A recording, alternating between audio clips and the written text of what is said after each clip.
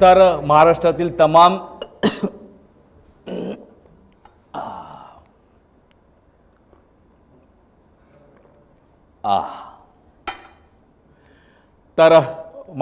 तमाम जनतेला, जनता जनार्दनाला जलमय शुभेच्छांसह भारत गणेशपुरेचा नमस्कार. मंडळी, मी आता पाणी पिलो, ठसका लागला. मला सांगा, तहान कोणाला लागत नाही? अरे बाबा, सगळ्यांनाच लागतं ना. तुम्हाला लागते, मला लागते, जनावर लागते, सगळ्याला तहान लागते, सगळ्याला पाणी प्यायची गरज असते. पण तहान लागल्यावर वीर खानायची नसते, हे आता महाराष्ट्र शिकलेलं आहे. म्हणजे प्रत्येकाला स्वच्छ आणि हक्काचं मुबलक पाणी मिळावं यासाठी राज्याचा पाणी पुरवठा आणि स्वच्छता विभागानं गेल्या 5 वर्षात दमदार कामगिरी केलेली आहे. त्याविषयी मी काय म्हणतो, त्याविषयी अधिक बोलण्यापेक्षा ना, काही दृश्याच्या माध्यमातून आपण महाराष्ट्राचं बदललेलं चित्र बघूया पहिल्यांदा. दाखवा एव्ही प्लीज. पाणी म्हणजे जीवन. काही वर्षांपूर्वीपर्यंत पिण्याच्या पाण्यासाठी तळमळणारा महाराष्ट्र आपण साऱ्यांनीच पाहिला. मात्र गेल्या 5 वर्षात ही परिस्थिती बदलली आहे. जिथे एक घागर पाण्यासाठी मैलोनमैल पायपीट करायला लागायची, तिथे आज घराघरात थेट नळाद्वारे स्वच्छ पाणी मिळत आहे. ही किमया आहे जलजीवन मिशनची.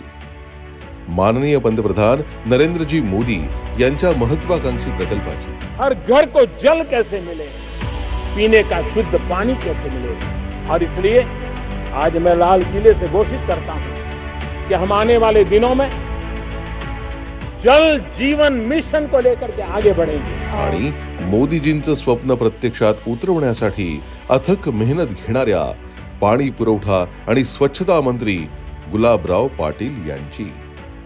आता काय एक घागर आणली म्हणजे दिवसभर उठ वाटायचं नाही त्या रस्त्यापासून.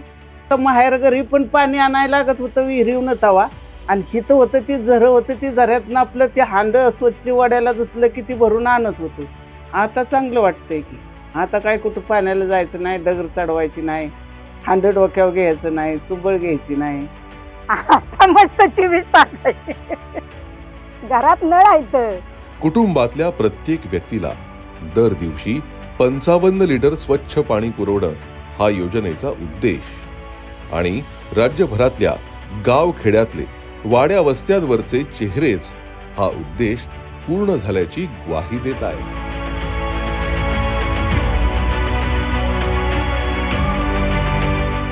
जेव्हा नागरिकांना स्वच्छ पाणी पुरवण्याची जबाबदारी शासन घेतं, तेव्हा त्यासाठीच्या जलस्रोतांची निर्मिती आणि काळजी ही सुद्धा जबाबदारी आपसूक येते. आणि त्यातही माननीय पाणी पुरवठा आणि स्वच्छता मंत्री गुलाबराव पाटील यांनी कसलीच कसर सोडली नाही. पाणी स्त्रोत जपणं, त्यांचं बळकटीकरण करणं, ते गावागावातील घराघरापर्यंत स्वच्छ पाणी पोहोचवणारं जलजीवन मिशन म्हणजे तहानलेल्या गावांसाठी माननीय पंतप्रधान नरेंद्र मोदीजींच्या माध्यमातून मिळालेलं वरदानच. केंद्राच्या आणि राज्याच्या विविध योजनांमधून जलजीवन मिशनद्वारे राज्य सरकारनं वाडी वस्त्यांवर नळ पाणी पुरवठा योजना पोहोचवली आहे. हर घर नल से जल हा नारा प्रत्यक्षात आणण्यासाठी, तसंच प्रत्येक गाव स्वच्छ आणि सुंदर होण्यासाठी या विभागाचे मंत्री माननीय नामदार श्री गुलाबराव रेवाबाई रघुनाथराव पाटील यांनी आपल्या कल्पकतेचा आणि जिद्दीचा खुबीनं वापर केला आहे. तुमच्या माझ्या केवळ ओठातच नव्हे तर चेहऱ्यावर सुद्धा हसू यावं यासाठी राज्य सरकारनं केलेल्या उपाययोजनांची माहिती आज आपण प्रत्यक्ष मंत्री महोदयांकडून जाणून घेऊया. तर जोरदार टाळ्यांनी स्वागत करूया माननीय मंत्री नामदार गुलाबराव रेवाबाई रघुनाथराव पाटील, मंत्री पाणी पुरवठा आणि स्वच्छता विभाग, महाराष्ट्र शासन. भाऊ, एकदम नमस्कार. महाराष्ट्राच्या तमाम जनतेकडनं मी तुमचं इथं स्वागत करतो आणि तुम्हाला हे सगळं वैभव आम्हाला दाखवल्याबद्दल खरं तर तुमचे मी आभारी आहे जनतेतर्फे. या संदर्भात हे तुम्ही कसं केलं, काय केलं, ह्या संदर्भात ना काही थोडेसे प्रश्न आहेत आमच्या डोक्यात, काही लोकांच्या डोक्यात असतील, ते तुमच्या माध्यमातून आज आपण मोकळे करू. तर हे जे योजना आधी केंद्र सरकारची हर घर नल से जल योजना, तर ही योजना गेल्या 5 वर्षामध्ये आपण याचा सर्वदूर प्रसार कसा काय केला, म्हणजे काय काय माध्यम वापरलेत? बघा, माननीय पंतप्रधान नरेंद्रजी मोदी ज्यावेळेस या देशाचे पंतप्रधान झाले त्यावेळेस ही योजना त्यांनी पूर्ण देशामध्ये लागू केली.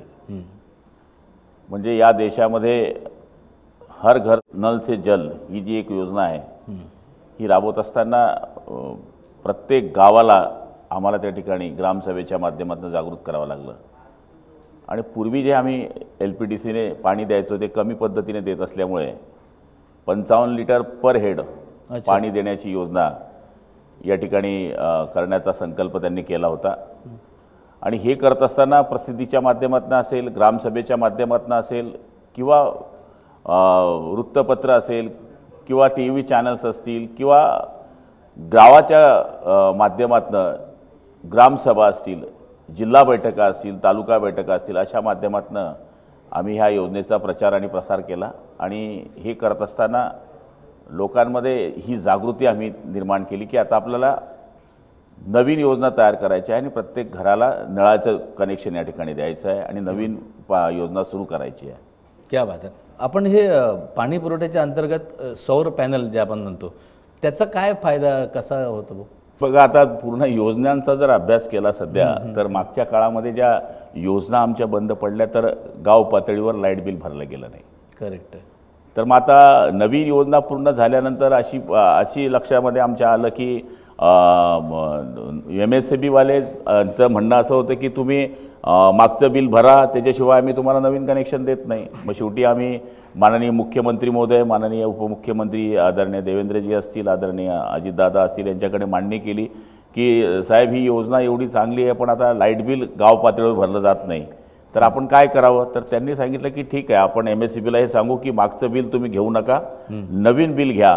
पण हे करत असताना त्यांनी ह्या सूचनाही मुख्यमंत्री महोदयांनी आम्हाला दिल्या, उपमुख्यमंत्र्यांनी दिल्या की सोलर जिथे तुम्हाला करता येईल तिथे करा. याचं कारण ते केल्यामुळे गाव पातळीच्या सरपंचाला लाईट बिल येणार नाही आणि ज्या योजना मागच्या काळामध्ये लाईट बिलमुळे बंद पडल्या त्या बंद पडणार नाहीत. त्याचा फायदा निश्चितपणाने जिथं जिथं जागा उपलब्ध आहे, आता काही काही ठिकाणी तर 20-20 हजार लोकवस्तीच्या गावामध्ये सुद्धा सोलरच्या मार्फत काही लोकांनी मागणी केली, तिथे केली. आता नंदुरबारसारखा जिल्हा आहे जो पाड्या वाड्यामध्ये आहे, छोट्या गावांमध्ये 50 घरांचा आहे, 100 घरांचा आहे, तिथे सोलरद्वारे आपण हे काम करण्याचा या ठिकाणी प्रयत्न केला. त्याच्यामुळे दिवसा त्याला काम होते आणि त्याचबरोबर लाईट बिल त्या गावाला येत नाही. हा सोलरमुळे आम्हाला फायदा झाला आहे.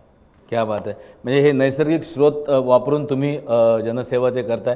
पण हे जे काय सौर ऊर्जेवरचं दुहेरी पंप व्यवस्थेवरती आधारित आपण जे नळ पाणी पुरवठा योजना राबवली, तर त्या योजनेचा कसा प्रतिसाद आहे? म्हणजे आपल्याला दुर्गम भागामध्ये याचा प्रतिसाद निश्चित आहे, कारण की वाड्यापाड्यामध्ये नियमित शाश्वत पाणी नसते, तर पुरवठा करण्यासाठी सौर ऊर्जेचा निश्चितपणाने त्याचा फायदा होतो. कारण की हे केल्याशिवाय तुम्हाला जमणार नाही आहे, म्हणून दुहेरी पंपाचा हा एक फायदा आहे.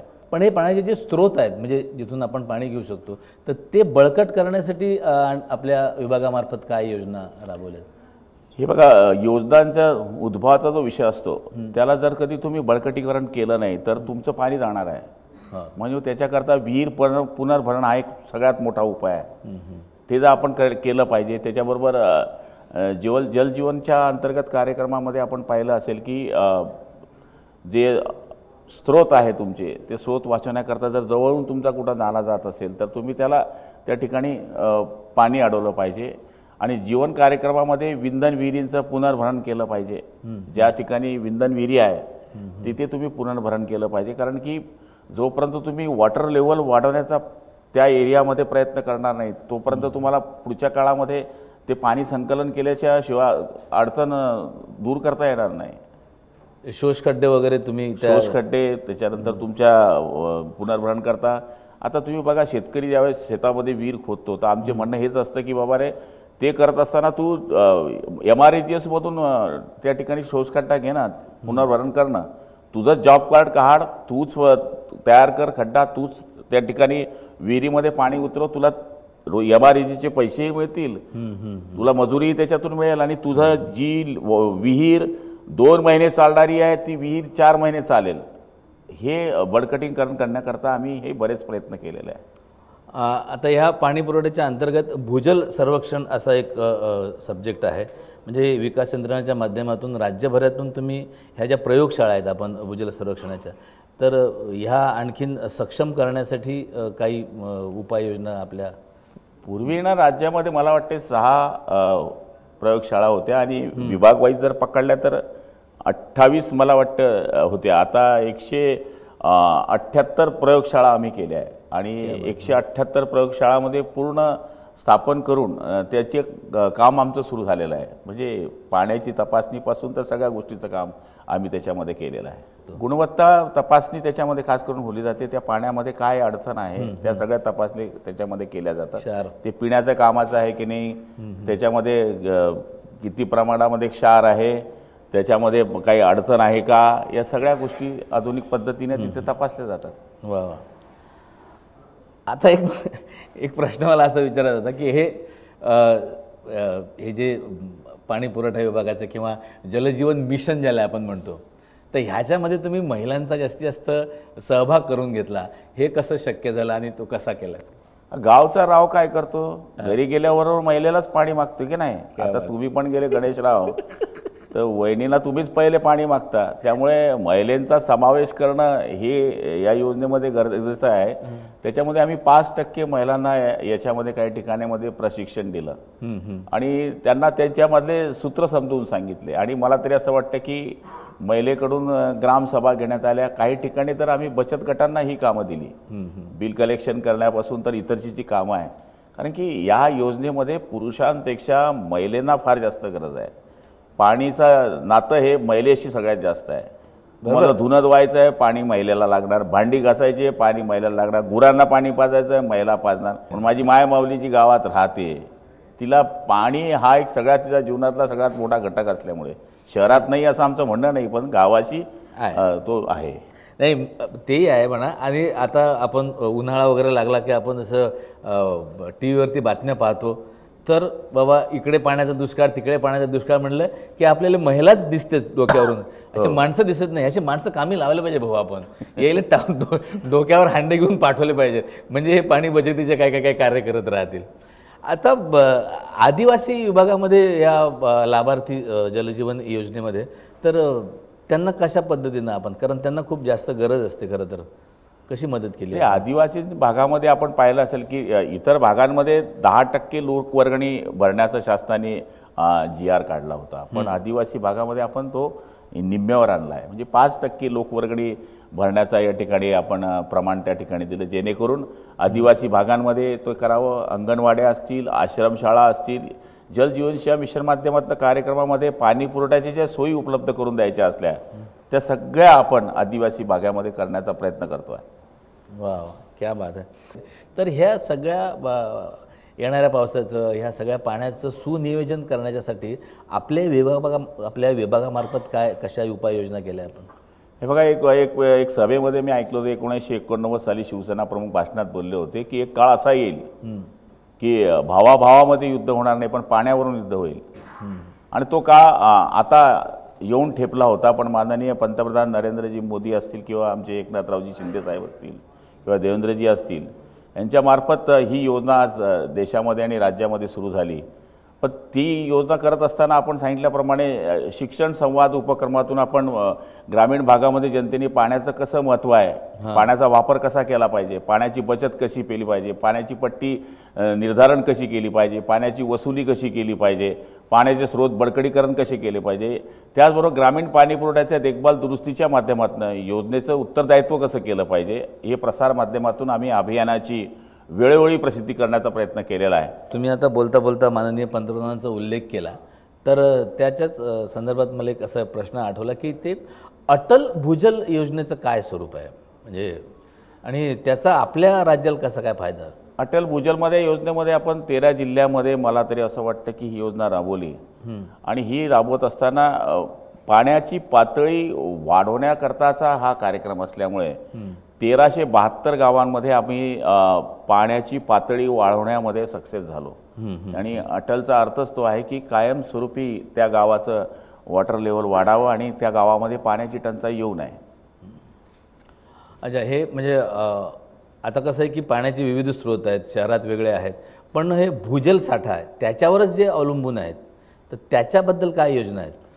हे भूजल साठ्याच्या वाढमध्ये रिचार्ज शॉफ्ट आहे, त्याच्यानंतर ॲक्टिफर रिचार्ज शॉफ्ट आहे, त्याच्याबरोबर सिस्टीम इत्यादी जे उपाययोजना असतात त्या प्रकरणामध्ये राबवण्याचा आम्ही हा प्रयत्न केलेला आहे.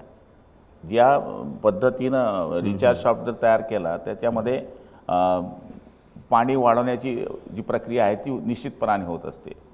म्हणजे जास्तीत जास्त पाणी जिरवा आपल्या ह्याच्यात, पाणी आणि- जिरवा, पाणी हां, अडवा आणि पाणी वाढवा. पाणी वाढवा असं ते आहे.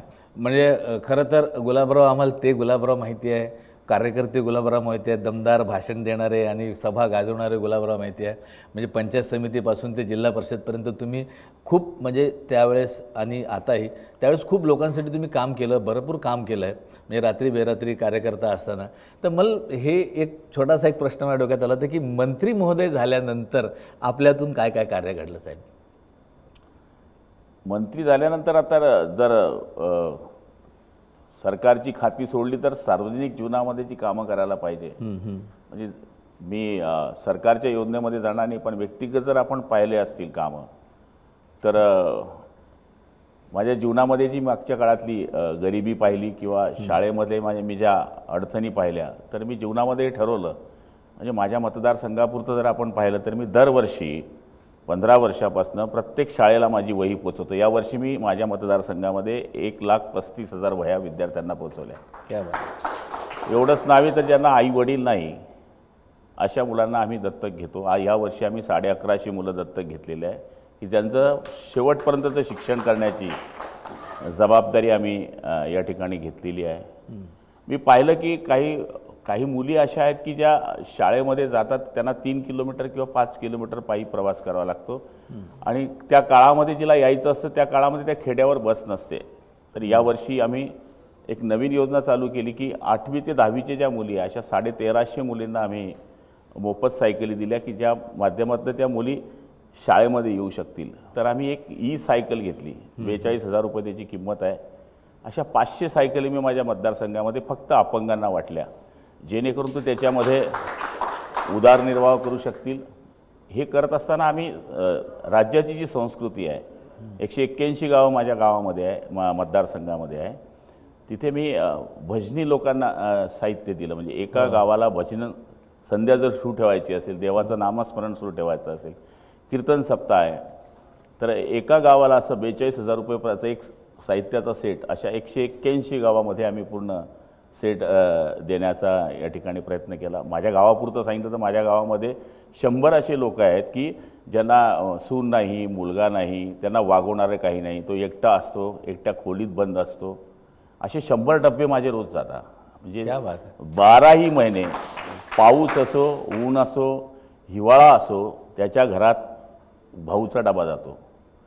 हे करत असताना मनास्वी हा एक आनंद होत असतो की आपण या पद्धतीचे कामं करा. मी एक कन्सेप्ट घेतला आहे की माझ्या मतदारसंघातला मोतीबिंदूचा एकही माणूस शिल्लक राहता नाही. तर मी आता ह्या 6 महिन्यामध्ये 3,500 लोक पनवेलला मी आणले. माझ्याच गाडीने येतात, आम्हीच त्यांना थैली घेऊन फक्त बोलवतो, ना पाण्याची बाटली आणू नकोस, काही आणू नकोस. चेकिंग केलं, आम्ही त्यांना लक्झरीमध्ये बसवतो, रस्त्यामध्ये जेवण देतो, पनवेलला आणतो, तिथे हॉस्पिटलमध्ये ॲडमिट करतो.